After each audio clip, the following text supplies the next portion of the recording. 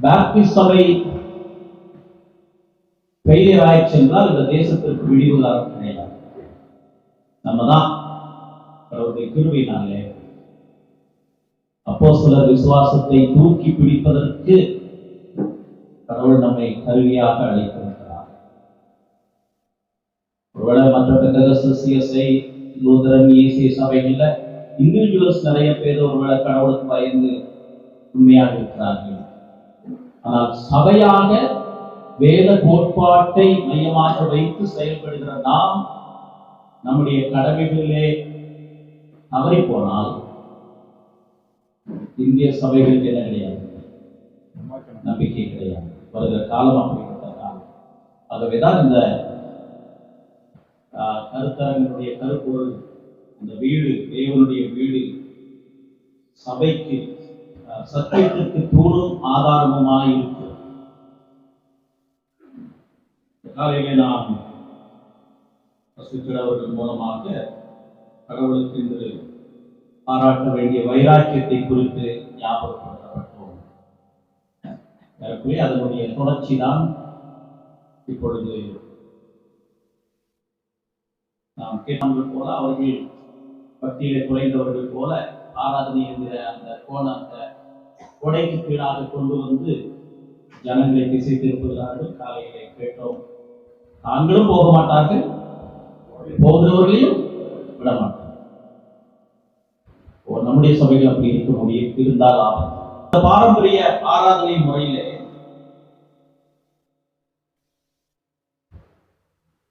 செத்து போனவர்களுடைய, மரித்தவர்களுடைய உயிருள்ள விசுவாசம் என்பதை தான் மேகம் போன்ற திரளான சாட்சிகள் நம்மை சூழ்ந்து கொண்டிருக்கிறது.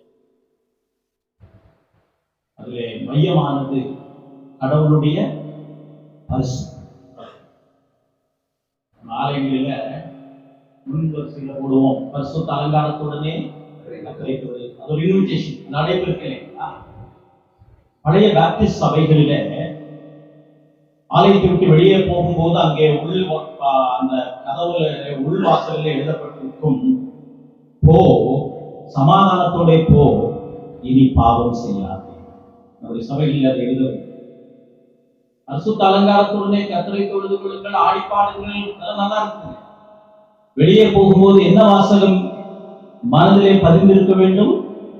சமாதானத்தோட போ, இனி பாவம் செய்யாது. பாவம் செய்து சமாதானமாய் இருப்பது ஆபத்தான். சமாதானம் இருக்கிற இடத்திலே பாவம் இல்லை. இன்றைக்கு சபை மக்களை எப்படி அனுப்புகிறார்கள்? நீ பாவம் செய்தாலும் சமாதானத்தின் கர்த்தர் உன்னோடு கூட இருப்பார் என்பதுதான் இன்றைக்கு ஆராதனையிலே சொல்லப்படுகிறது. என்ன செய்தாலும் பரவாயில்ல, கடவுளுடைய பரிசுத்தம் நம்முடைய ஆராதனையின் மையமாக இருக்க வேண்டும். அதுதான் வேதத்துல கடவுள் நல்லவர் என்று வேதம் சொல்வதா இருந்தாலும் 3 முறை ஒரே இடத்திலே கடவுளுடைய ஒரு குணாதிசயம் வருகிறது என்றால் அது என்னது?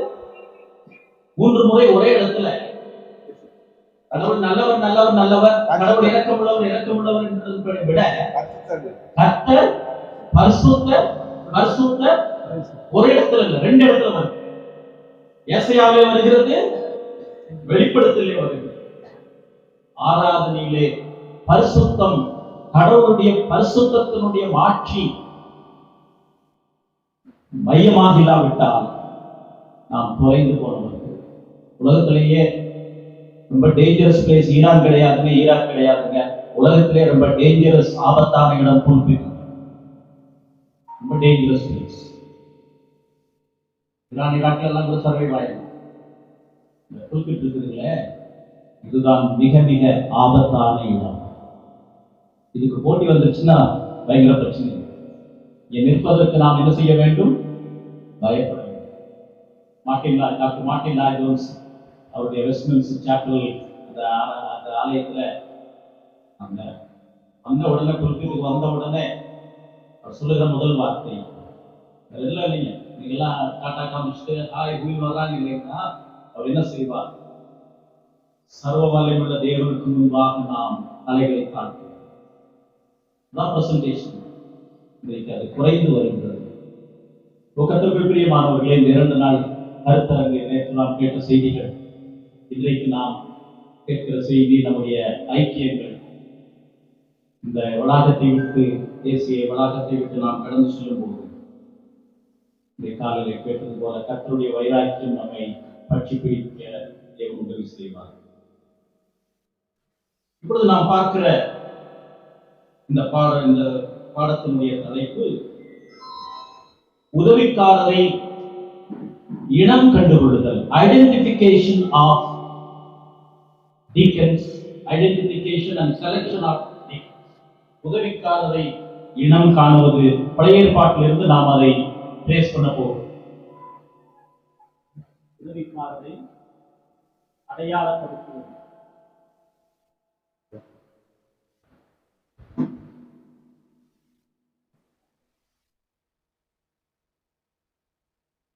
ஜாஷுவா அவர்கள் உதவிக்காரருடைய தகுதி, அவர்களுடைய வேதபூர்வமான அவர்களுடைய அணுகுமுறை பற்றி நமக்கு அடுத்த கிளாஸ் இருக்கிறது. நேற்று ஆன்சனையா அவர்கள் நம்முடைய சபை கோட்பாட்டில் 2 பன்முகத்தன்மையுடைய தலைமைத்துவம் என்பதை படித்தோம்.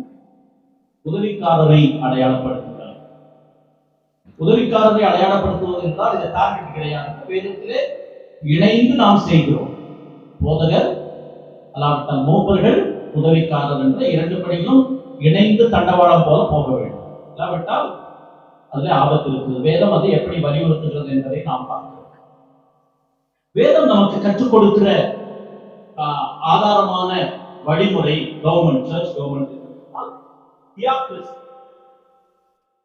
என்றால் கடவுள், தியாக்ரசி என்று சொன்னால் கடவுளின் ஆளுகை, கடவுளின்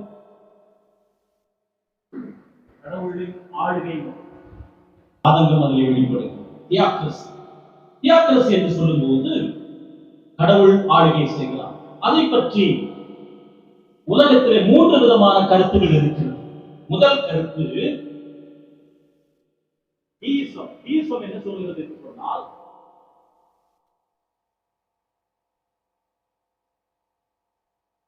கடவுள் சிருஷ்டிகர், ஆனால் ஆளுகிறவர் அல்ல.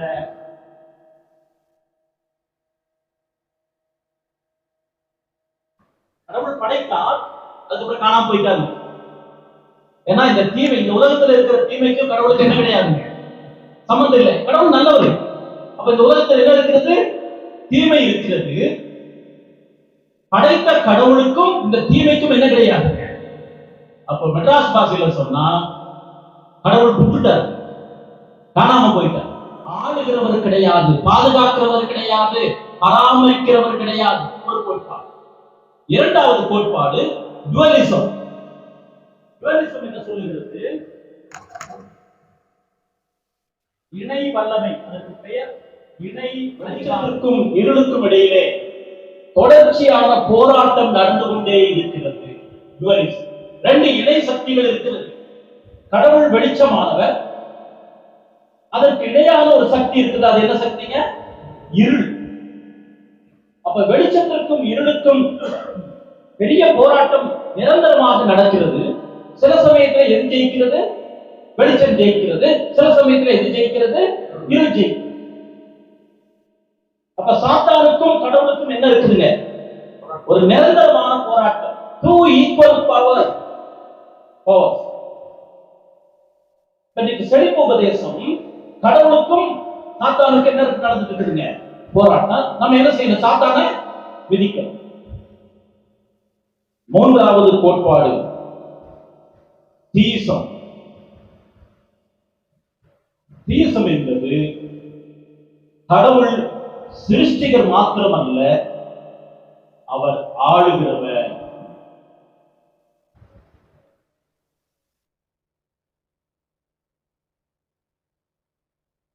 கடவுள் சிருஷ்டித்தது ஒரு புறம் இருக்கட்டும், அவர் என்ன செய்கிறார்? ஆளுகிறார்.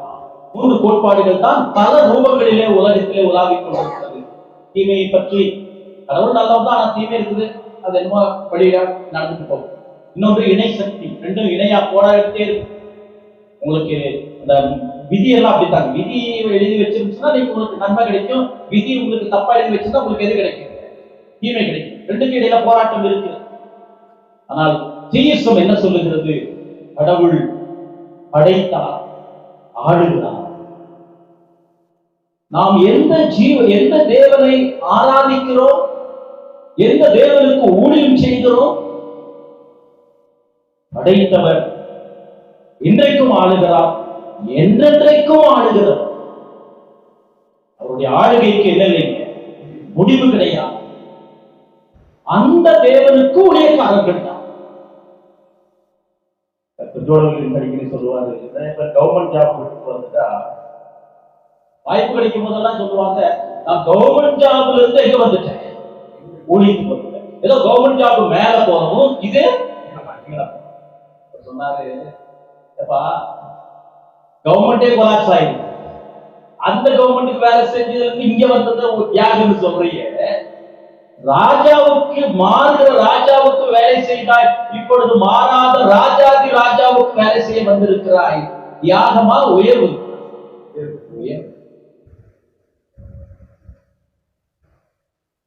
நம்மை போல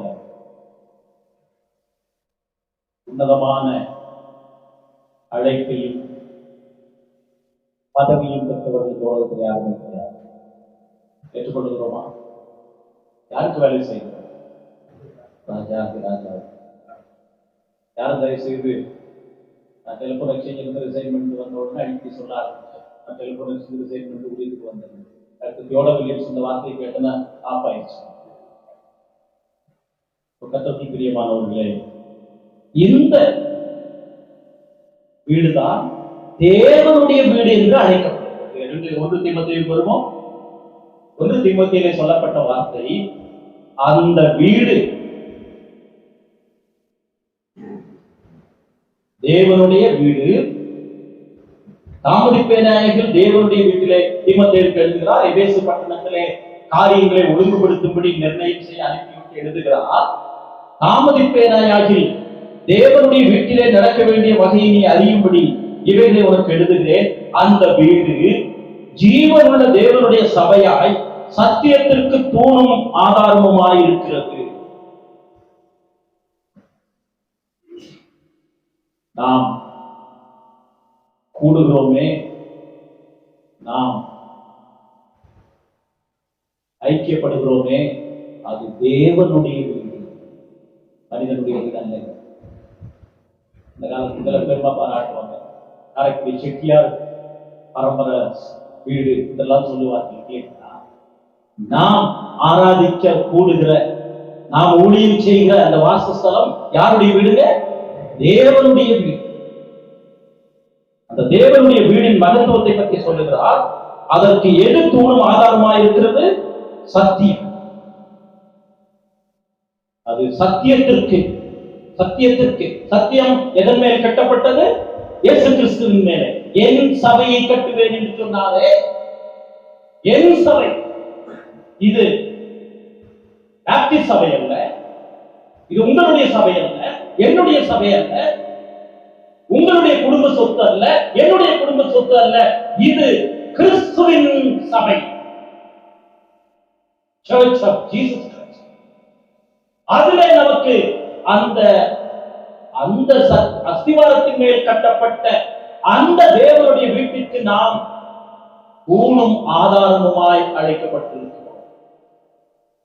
ஏனென்றால் அடுத்த வசனத்துல தேவபக்திக்குரிய ரகசியமானது யாவரும் ஒப்புக்கொள்ளுகிறபடியே, அங்கே ஒருமைப்பாட்டை பார்க்கிறோம்.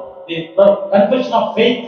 அடுத்த வசனத்துல கன்ஃபெஷன் ஆஃப் ஃபெய்த். நம்ம கன்ஃபெஷனல் சர்ச், நாம் விசுவாசத்தை அறிக்கையிடுகிற சபை. அப்போஸ்தலர் விசுவாசத்தை அறிக்கையிடுகிற சபை. நிசையா விசுவாச பிரமாணத்தை, அதுதான் சொல்லுகிறோம், சரித்திர பின்னணியிலே வந்தவர்கள், திடீரென்று முளைத்தவர்கள் அல்ல, காளான் போன்றவர்கள் அல்ல. நம்முடைய விருப்பப்படி ஆராதனை முறையை மாற்றுவதற்கு, ஊழியம் செய்வதற்கு, நடைமுறைகளை கொண்டு வருவதற்கு, வகைகளை நிறைவேற்றுவதற்கு நாம் காளான்கள் அல்ல. சரித்திர பரிசுத்த சரித்திர பாரம்பரியத்தை உடையவர், அதை அடுத்த சந்ததிக்கு கொண்டு போக அழைக்கப்பட்டவர். இந்த ரகசியம் என்ன? தேவபக்திக்குரிய ரகசியம் என்ன? கடவுள் எப்படி மனிதனுக்காக மனிதனாக வந்து, அதுவும் மரிக்க முடியும், அதுவும் சிலுவையிலே மரிக்க முடியும். இதுதான் தேவ பக்திக்குரிய ரகசியம். கடவுள் எப்படி மனிதனாக வர முடியும்? ஏன் மரிக்க முடியும்? கடவுள் மரிக்க முடியுமா? கடவுள் என்றால் யாருங்க? ஜீவன். அவர் சிலுவையை எப்படி மரிக்க முடியும்? அதான் தேவக்குரிய ரகசியம். இந்த ரகசியத்தை பவுல் இது தீமோத்தேயுவுக்கு எழுதும்போது எபேசு சபையினுடைய நிர்வாகத்தை பற்றி பேசுறாருங்களா? எபேசு சபையில இந்த ரகசியத்தை பற்றி என்ன சொல்லுகிறார்? எபேசியர் 2ஆம் அதிகாரம் 1ஆம் அதிகாரம் 1ஆம் அதிகாரம் அந்த அனந்த ஞானமானது 3ஆம் அதிகாரம் 10, 11 வசனங்கள், 9, 10, 11 வசனங்கள். அதே எபேசு சபைக்கு பவுல் எழுதுகிறார். தேவன் நம்முடைய கர்த்தராகிய கிறிஸ்து இயேசுவுக்குள் கொடுத்த அநாதி தீர்மானத்தின்படியே உலகங்களில் கிடைத்தவர்களுக்கும் அறியாதவர்களுக்கும் அவருடைய அனந்த ஞானமானது சபையின் மூலமாய், நல்லா கவனிப்புங்க, கடவுளுடைய ஞானம் எதன் மூலமாக தெரிய வேண்டும்? சபையின் மூலமாக தெரியும் பொருட்டாக இப்பொழுது என்ன செய்கிறார்? ஆதி காலம் முதல் மறைந்திருந்த ரகசியத்தினுடைய ஐக்கியம் என்னதென்று வெளிப்படுத்தப்பட்ட கிருபையை எனக்கு கொடுத்திருக்கிறார். இந்த உலகம் ஞானமற்றிருக்கிறது. சபையின் மூலமாக கடவுளுடைய ஞானம் என்ன செய்யப்பட வேண்டும்? தெரிய வேண்டும். இதுதான் ரகசியம். இந்த சபையினுடைய கோட்பாடு தான் யார் பொறுப்பிலே அடையாளப்படுத்தப்படுகிறார்கள் என்பது. நாம் அநேக சமயத்தில் இந்த சபைகளில் இருக்கக்கூடிய எல்லா சபைகளிலும், குறிப்பாக நம்முடைய சபைகளில் இருக்கிற ஒன்று போதகருடைய, மூப்பருடைய, அல்லாவிட்டால் உதவிக்காரருடைய வேதபூர்வமான தகுதியை, அடையாளத்தை ஒன்று மிகைப்படுத்துவது, அல்லாவிட்டால் குறைப்பது. ரெண்டு ஆபத்து. மிகைப்படுத்துவதும் ஆபத்து, அதை மட்டுப்படுத்துவதும் ஆபத்து.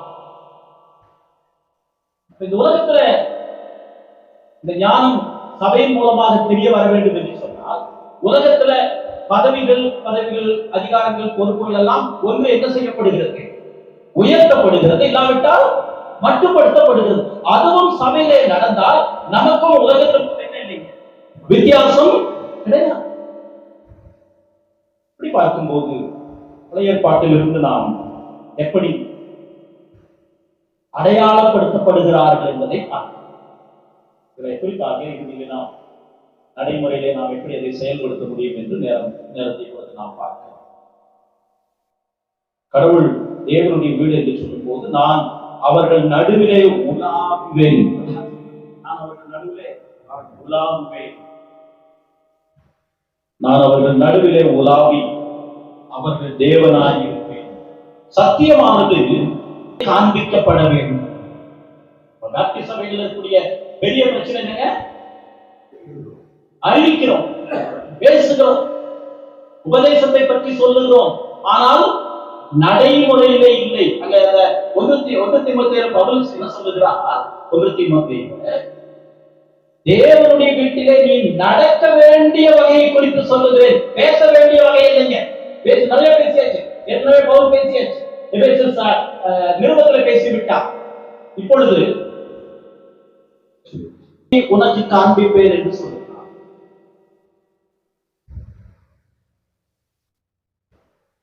ஒவ்வொரு விசுவாசியும் ஊழியக்காரர் இல்லைங்களா? எங்க ஆரம்பிக்கிறோம்? ஒவ்வொரு விசுவாசியும் ஊழியக்காரர். அப்ப நமக்கு எஜமான் யாருங்க? கிறிஸ்து சபைக்கு தலையாய் இருக்கிறார், நம்முடைய எஜமான் அவர். இப்ப யார் வேலையாளை தீர்மானிக்க வேண்டும்? யார் வேலையினுடைய தன்மைகளை தீர்மானிக்க வேண்டும்? யார் எவ்வளவு காலம் என்பதை தீர்மானிக்க வேண்டும்? நீங்களும் நானும் தீர்மானிக்க வேண்டுமா? அல்லாவிட்டால் எஜமானாகி அவர் தீர்மானிக்க வேண்டுமா? எஜமான் தான் தீர்மானிக்கும். நம்ம எல்லாம் யாருங்க? வேலைக்காரர்கள். இயேசு கிறிஸ்து மார்க்கு சுவிசேஷத்திலே தாம் இந்த உலகத்திலே வந்த நோக்கத்தை சொல்லும் போது, மனுஷகுமாரன் ஊழியம் கொள்ளும்படி வராமல் ஊழியம் செய்யவும், அனைவரை மீட்கும் பொருளாக தம்மை ஒப்பு கொடுக்கவும் வந்தார். அந்த இடத்திலே பயன்படுத்தப்படுகிற மூல வார்த்தை டோலோஸ். டோலோஸ் என்ற வார்த்தைக்கு அர்த்தம் என்னங்க? வேலைக்காரன். நாம் வேலைக்காரராக வந்தவருடைய வேலைக்காரர், வேலைக்காரராக தம்மை சுருக்கினவருடைய வேலைக்காரர்.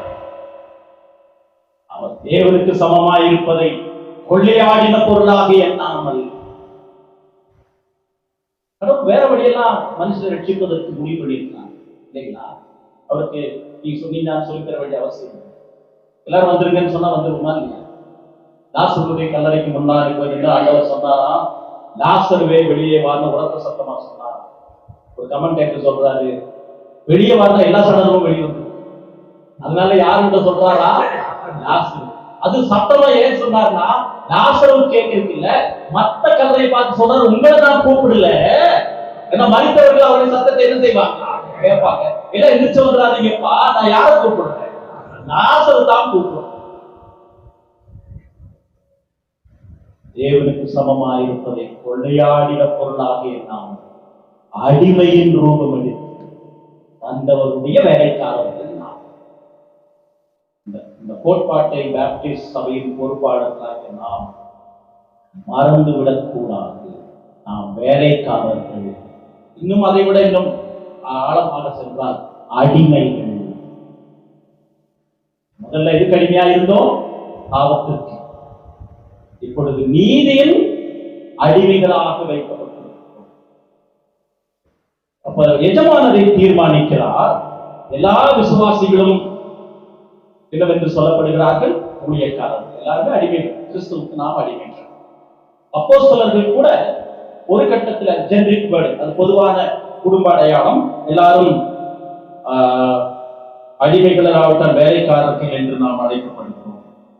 ஆனால் உதவிக்காரர் என்ற பதம் குறிப்பாக புதிய ஏற்பாட்டிலே 3 இடத்திலே பயன்படுத்தப்பட்டிருக்கிறது. ஸ்பெசிபிக்கா உதவிக்காரர்கள் என்பது 3 இடத்திலே மாத்திரம் பயன்படுத்தப்பட்டிருக்கிறது நேரடியாக.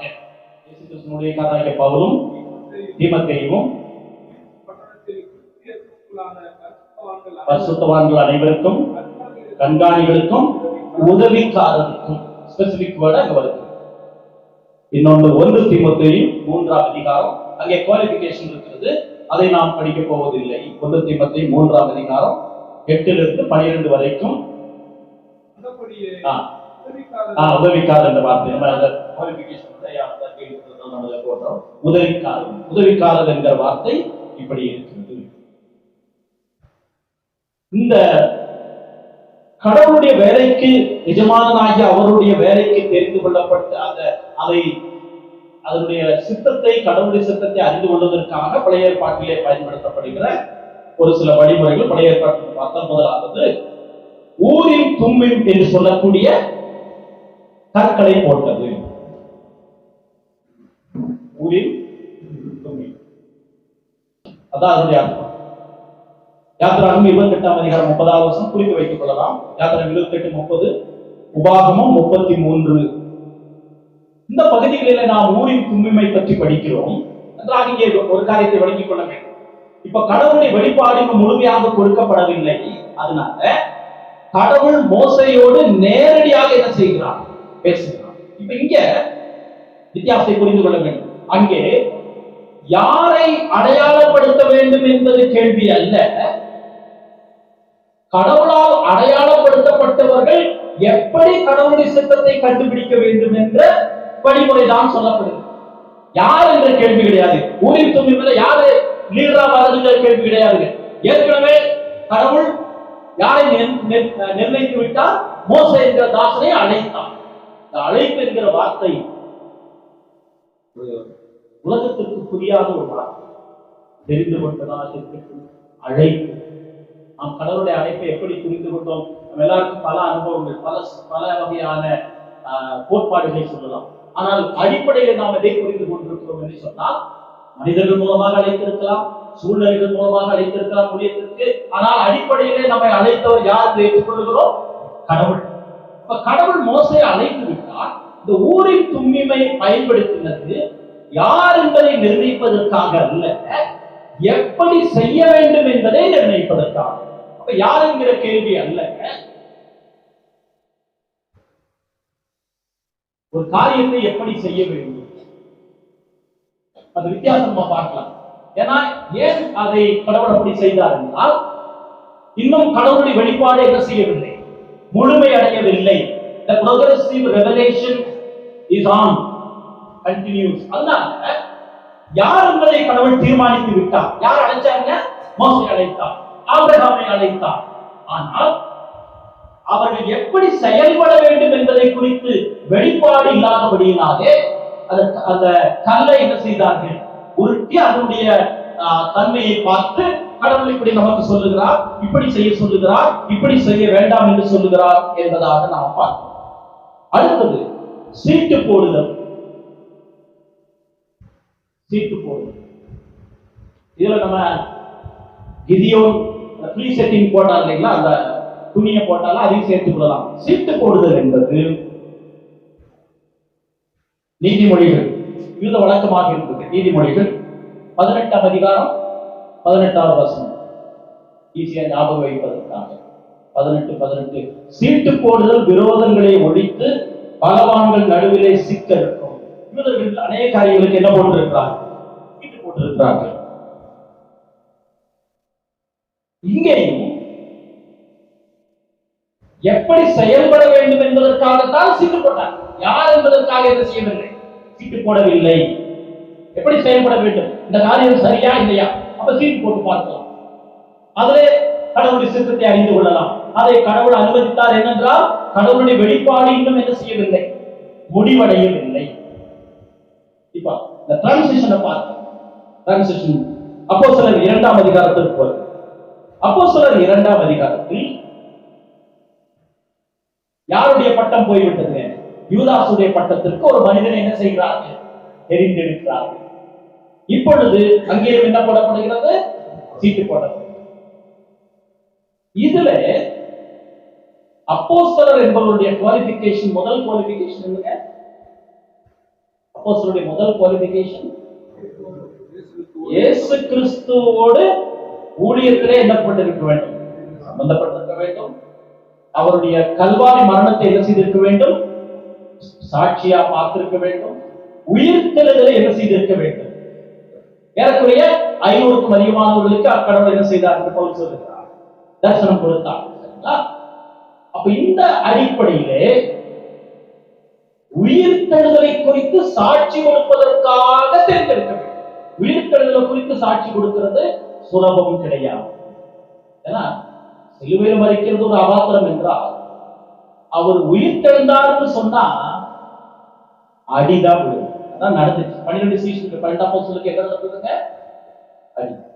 கழுத்து சிறை சேதம் பண்ணப்பட்டார்கள், ஈட்டியால் குத்தப்பட்டார்கள், நாடு கடத்தப்பட்டார்கள். ஒருத்தர் தான் நாடு கடத்தப்பட்ட மக்கள். நீங்க அப்போஸ்தலர் சொல்றாங்க, அப்போஸ்தலர் மாதிரி முடிவை கேள்வாங்களான்னா தேட மாட்டாங்க. நீங்க அப்போஸ்தலர்னு சொன்னா கடவுள் எங்களை விசேஷமா கூப்பிட்டு கொண்டிருக்கிறார், இந்த பட்டத்தை சொல்றதுக்கே பயப்படணும். இந்த தேர்ந்தெடுப்பிலே நாம் என்ன படிக்கிறோம், இவர்கள் என்ன செய்கிறார்கள், சீட்டு போடுகிறார்கள். இந்த சீட்டிலே இப்பொழுதுதான் முதல் முறையாக யார் என்ற கேள்வி வருகிறது. பழைய ஏற்பாட்டில் என்ன வரலீங்க, யார் என்ற கேள்வி வரல. அந்த ஊரின் துணிமாக இருக்கட்டும், சீட்டு போடுதலாக இருக்கட்டும், கடவுள் நேரடியாக அவர்களோடு பேசினார். அவர்கள் தீர்க்கதரிசிகளாக வந்தார்கள், ஆசாரியர்களாக நிர்ணயிக்கப்பட்டார்கள். அவர்கள் என்ன செய்ய வேண்டும் என்பதை சீட்டு, முதலிலே ஊரின் தும்மி, அடுத்தது சீட்டு போட்டார்கள். இப்பொழுது முதல் முறையாக யார் என்ற கேள்விக்கு எது போடப்படுகிறது, சீட்டு போடப்படுகிறது. ஆனால் அந்த டிரான்சிஷன், அதனுடைய படம் அப்படியே மாறுகிறது. எப்படி என்றால், தகுதி இவர்களே நிர்ணயித்தார். தகுதி என்ன தகுதிங்க, இயேசு கிறிஸ்துவோடு இருந்திருக்க வேண்டும், உயிர்த்தெழுதலை பார்த்திருக்க வேண்டும். அப்ப 500 பேர் மேலே சீட்டு போடலீங்க. அத்தனை பேர் தரிசனம் கொடுத்தா 500 பேருக்கு மேல 500 பேர் மேலே சீட்டு போடலீங்க. அதெல்லாம் கவனிக்க வேண்டி இருக்குது. 500 பேர்ல கழித்து கழித்து கழித்து எத்தனை பேர் மீதிங்க, 2 பேர்.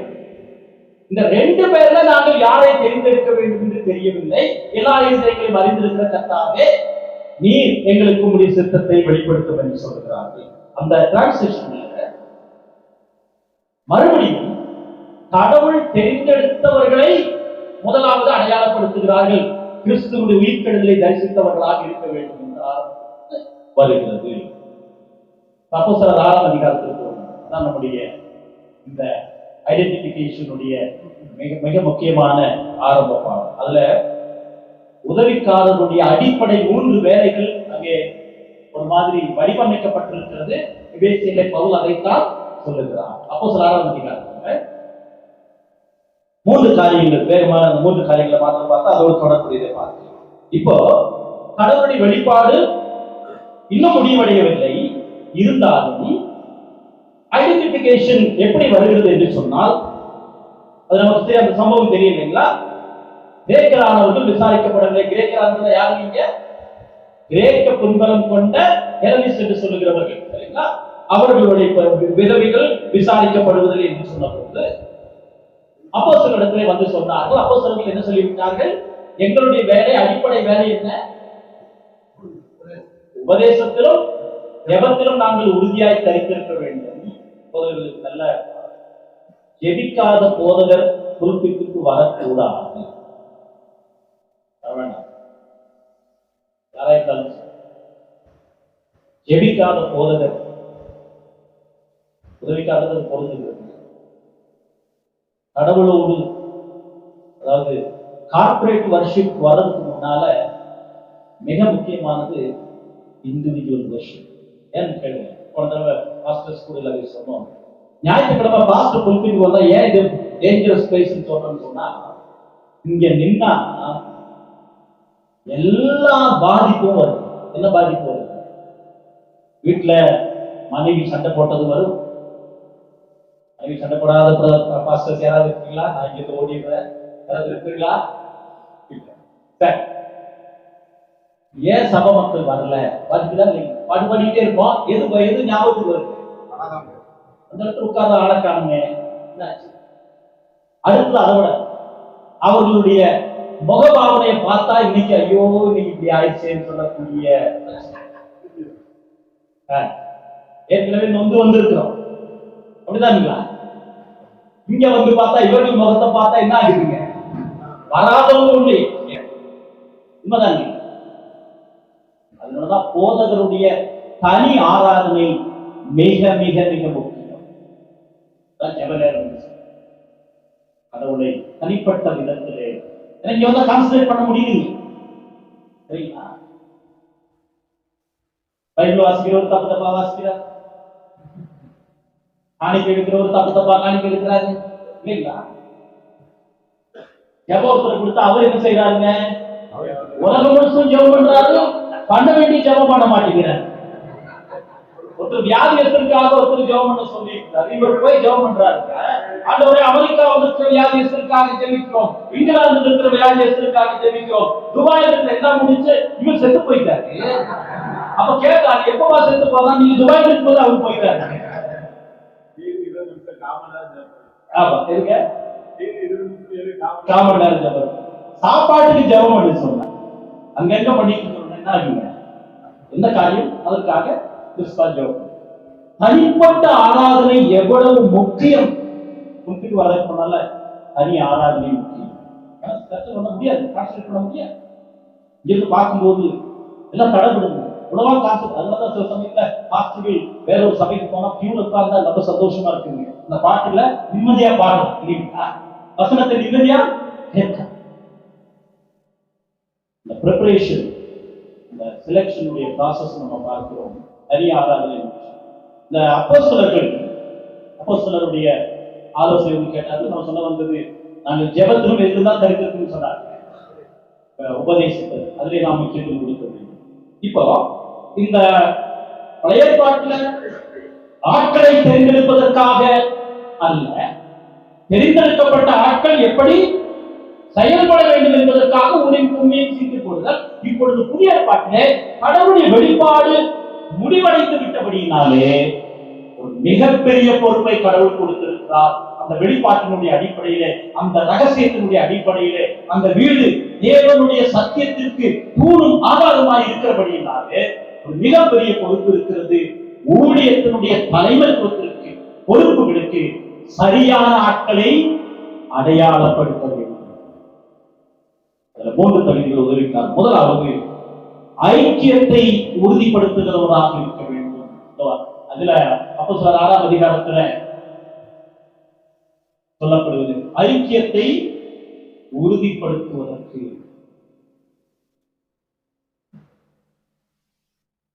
ஏன்னா ரெண்டு பேருக்கு இடையில என்ன வந்துச்சுங்க?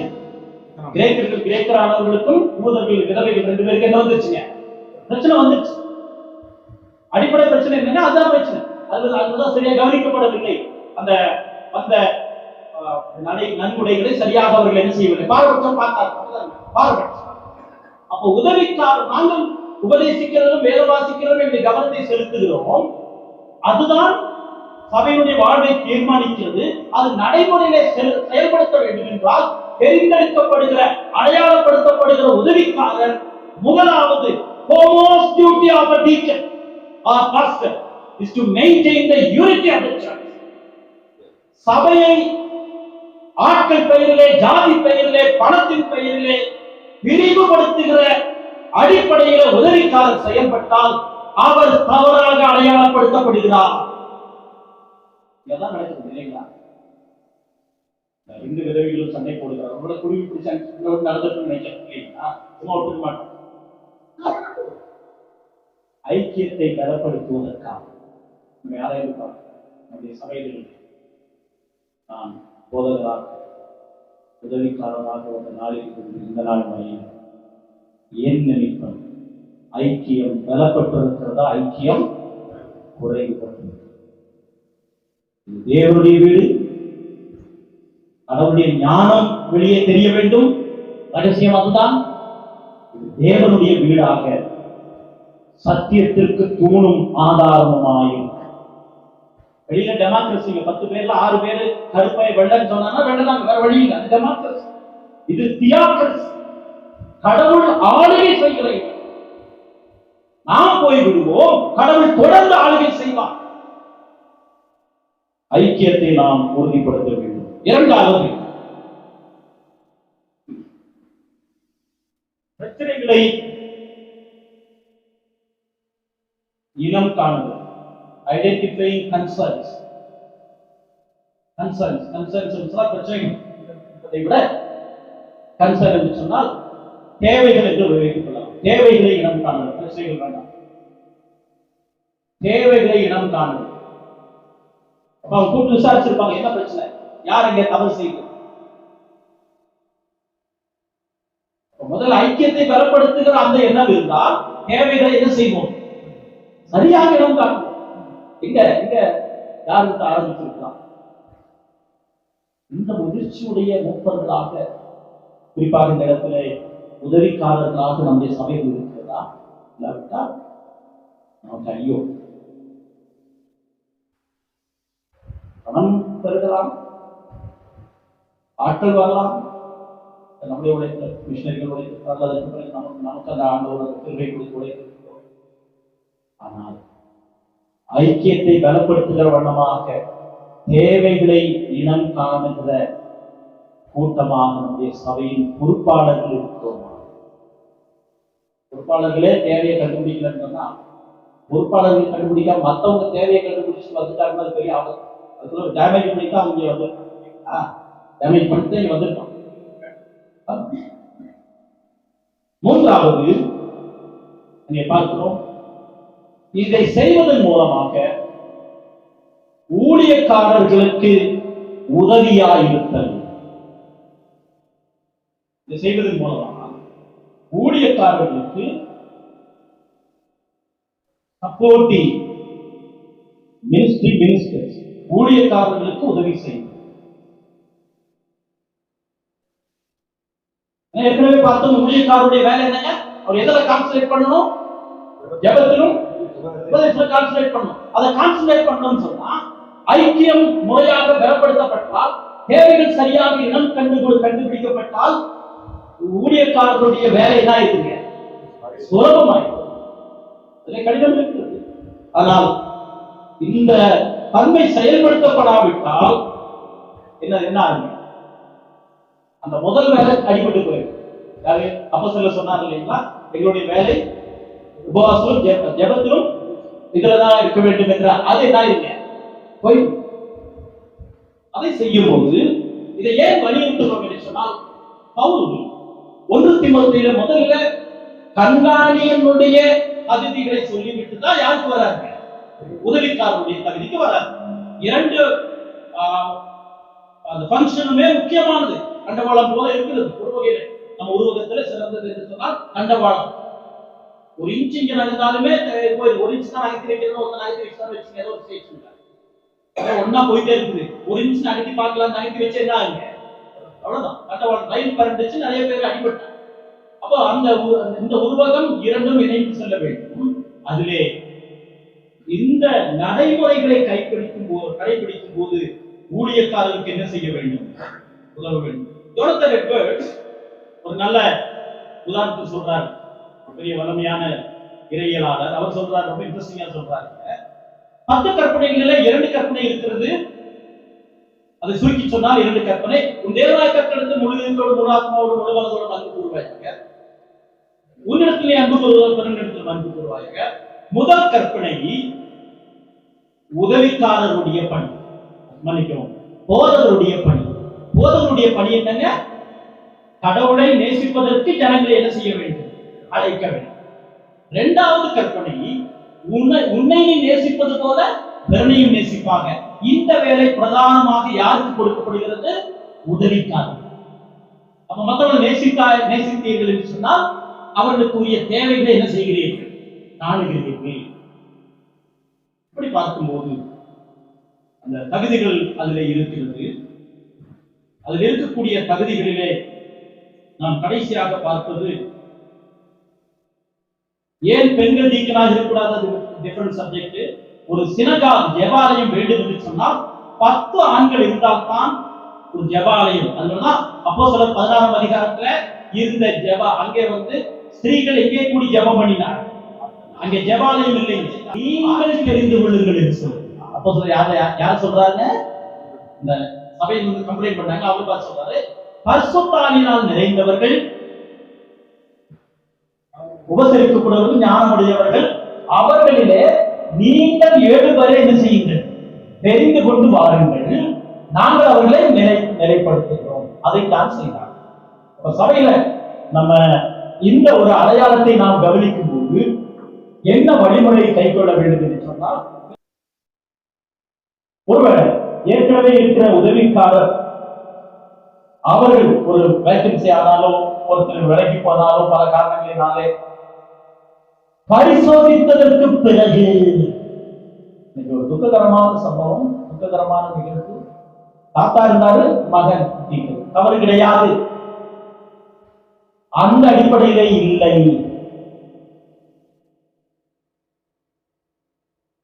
பரிசுத்தாவினால் நிறைந்தவர்கள். பரிசுத்தாவினால் நிறைந்தவர்கள்னா ஒரு பைபிள் சொல்லி ஒருத்தர் கேட்டார், நான் பரிசுத்தாவினால் நிறைந்திருக்கேன்னு சொன்னா அதுக்கு என்ன அடையாளம்? ஒன்றும் புரியுது. ஒரே ஒரு வார்த்தை, பரிசுத்தாவியானவரால் நான் நிறைந்திருக்கிறேன் என்றால் சுயம் எங்கே இல்லையோ, சுயத்தினுடைய அடிச்சோடு எங்கே இல்லையோ அவர்கள் தான் தைரியமாக சொல்ல முடியும், நான் பரிசுத்தாவியானவரால் நடத்தப்பட்டேன். ரொம்ப பிரமாதமா நம்ம செய்வோம். அதே ஸ்பிரிச்சுவல் வேர்ட்ஸ் கொண்டு வந்துருவோம் இல்லைங்களா? ஆண்டவர் நடத்திட்டாங்க, ஆண்டவர் சொல்லிட்டாரு. அதுதான் முழு வெளிப்பாடு என்று சொன்ன. முழு வெளிப்பாடு கொடுக்கப்பட்டதற்கு பிறகு பரிசுத்தாவியானவரால் நிறைந்தவர்கள், சுயநலம் இல்லாதவர்கள். இன்றைக்கு உதவிக்காரர் நம்முடைய சபைகளிலே அப்படிப்பட்ட தகுதி உடையவர்களே நாம் இருக்க வேண்டும். அப்படிப்பட்ட தகுதி உள்ளவர்களை நாம் உருவாக்க வேண்டும். பரிசுத்தாவினால் நிறைந்தவர்கள், ஞானம் நிறைந்தவர்கள், இந்த குவாலிஃபிகேஷன் சொல்றாங்க இல்லைங்களா? அவர்களிலே நீங்கள் 7 பேரை அப்ப ரெக்கமெண்ட் பண்றாங்க, சபைக்கு கொண்டு வருகிறார்கள். அதுல ஏதாவது பிரச்சனை இருந்தால் யாராவது அவருடைய 2 காரியத்துல கண்டிப்பாக ஏற்றுக்கொள்ள முடியாது. Criminal offence, moral offence. ஒழுக்க ரீதியாக ஏன்னா 2 குவாலிபிகேஷனுமே கண்காணி உதவிக்கார் 2 குவாலிபிகேஷன் என்ன வார்த்தை திரும்பி திரும்பி வருது? ஒரே மனைவியுடைய புருஷன். அதனுடைய விளைவாக நீங்கள் அந்த அடிப்படையிலே இந்த 2 அலிகேஷன் இல்லாத வரைக்கும் என்ன செய்யலாம்? அவர்களை ஏற்றுக்கொள்ளலாம். ஏன்னா மத்தையில அவங்க யாராவது அக்யூஷன் சொன்னா அப்படியே ஏற்றுக்கொள்ள வேண்டிய அவசியம் கிடையாது. இந்த 2 இருந்துச்சுன்னா அது நிரூபிக்கப்பட்டால் ஒரு பிராது கொண்டு வந்துச்சுன்னா அது என்ன செய்யப்பட வேண்டும்? நிரூபிக்கப்பட வேண்டும். அந்த நிறுவனம் இல்லாத நிலைமையில இருந்தால் அதை நாம் என்ன செய்ய முடியாது? அங்கீகரிக்க முடியாது. இப்படி இந்த அடையாளத்தை நம்முடைய சபைகளிலே அரைமத்துவத்திலே நாம் கொண்டு வர வேண்டும். ஏனென்றால் தேவனுடைய வீடு சபைக்கு தூணும் சத்தியத்திற்கு தூணும் ஆதாரமாக இருக்கிறது. நேற்று நடந்த டிஸ்கஷன்ல சில காரியங்கள் சொல்லப்பட்டது. அதுல 1-2 கமெண்ட் மாத்திரம் சொல்லி முடித்து விடலாம். ஒன்று, ப்ளூரல் லீடர்ஷிப். ப்ளூரல் லீடர்ஷிப் என்று சொன்னால் தலைமத்துவம், அதாவது போதகருடைய தலைவியின் கீழ் இயங்குகிற நிர்வாகக்குழு. இந்த வார்த்தைகள்லாம் நம்ம நடைமுறை பயன்படுத்த போல அங்கே நம்ம அரசாங்கத்திற்கு நாம் சில நடைமுறைகளை செய்கிறோம். ஆனால் சபை என்று சொன்னால் அது சத்தியத்தினை மையமாக வைத்த அடையாளம், ப்ளூரல் லீடர்ஷிப். அடுத்தது, நிறைய போதகர்கள் சர்ச்சிலே கெஸ்ட் ஸ்பீக்கரா மாறிடுறாங்க. இல்லைங்களா? எக்ஸ்பாசிட்டரி ப்ரீச்சிங் நமக்கு முக்கியத்துவம் கொடுக்கும். சபையிலேயே கெஸ்ட் ஸ்பீக்கரா மாறி இருக்கிறாங்க. எங்க பாஸ்டர் எப்ப பிரசங்கம் பண்ணுவாருன்னா அது ஆகும். ஒரு டெம்டேஷன் எப்போதுமே இருக்கு. நம்ம எல்லாருக்கும் இருக்கக்கூடிய டெம்டேஷன் பைபிளே சொல்றது பண ஆசை எல்லாத்தையும் விட்டு வேறாக இருக்குது. பணம் யார் அதிகமாக கொடுக்கிறார்களோ அவர்கள் கண்ணை என்ன செஞ்சிருங்க? மறைச்சிருங்க. அதுதான் நேற்று கூட சொல்லப்பட்டது. பணக்காரங்களிலே பாசிட்டிவ் டைரக்டாக ஏன் தலையிட வேண்டக்கூடாதுன்னா, பணம் நிறைய கொடுக்கிறவருடைய பேரோ அது முகமோ தெரிஞ்சிச்சுன்னு சொன்னா அவங்களுக்கு சாதகமாக என்ன செய்யணும்? தீர்ப்பு செய்து இதெல்லாம் சின்சியரா ரிப்போர்ட் பண்ணணும். அது இருக்குதுங்க. பாவதற்கு தெரிவிக்கப்பட வேண்டும், அனுமானிக்கப்பட வேண்டும். அதுல எந்த மாற்று கருத்தும் கிடையாது. ஆனால் நம்மை வகைப்படுத்துவதற்காக, நம்முடைய பலவீனத்தை கடந்து நாம் கிளீன் செய்வதற்காக கடவுள் முழு வெளிப்பாட்டை கொடுத்திருக்கிறார். அந்த அடிப்படையிலே நாம் என்ன செய்ய வேண்டும்? அதை வலியுறுத்த வேண்டும். அடுத்தது சாங்ஸ். நம்முடைய சபை பற்றி சொல்றது பாட்டுகளுக்கு முக்கியத்துவம் கொடுப்பதில்லை. அதனால நம்ம தனியா ஒரு வர்ஷிப் டீம் வைத்துக் கொண்டு கஷ்டப்பட வேண்டியது கிடையாது. நாம் கண்டிப்பாக தெரிந்த பாடல்களை, சத்தியத்தினுடைய ஆழத்தை உடைய பாடல்களை கண்டிப்பாக சபையினர் உற்சாகமாக அதை ஏற்றுக்கொள்ளக்கூடிய வகையிலே முயற்சி எடுக்க வேண்டும். பிரயாசம் என்பது கண்ணர்களுக்கு இருக்குது, அது இதுலயே இருக்குது. நம்ம 5 வருஷத்துக்கு முன்னாடி நம்ம பண்ண பிரசங்கத்தை இப்ப பார்த்தா நம்ம என்ன சொல்லுவோம்? ஐயோ, இப்படியெல்லாம் பிரசங்கம் பண்ணி இருக்கிறனா அப்படின்னு நினைக்குமா இல்லைங்களா? அது சில சமயத்தில் யூடியூப் வந்து எடுத்துலாம்னு சொல்லி அப்படின்னு இன்னைக்கு செய்கிற பிரசங்கத்தை 5 வருஷம் கழிச்சு என்னன்னு சொல்லுவாங்க? இப்படியெல்லாம் பண்ணி இருக்கிறனா கொப்பளைத்தனமா இருக்குதுன்னு நம்ம நினைப்போம். இம்ப்ரூவ்மெண்ட் எல்லாத்துக்கும் இருக்கு. பாடலை, நம்முடைய பாடல்கள் தான் பேப்டிஸ்ட் பாடல்கள். சிஎஸ்ஐ ஈசிலாம் கூட அப்படியே வேலைக்கு போயிட்டு இருக்காங்க. டான்ஸ், நவீன பாடல்கள், புத்துணர்ச்சி பாடல்கள். நாம் தான் இந்த வெளியே போகும்போது கடவுள் உயர்ந்தவர் என்ற சிந்தையோடு போகிறது. இந்த வழிமுறைகளுக்கு நேராக கர்த்தர் நம்மை வழிநடத்தி நம்முடைய சபைகளை ஆசீர்வதிப்பாராக.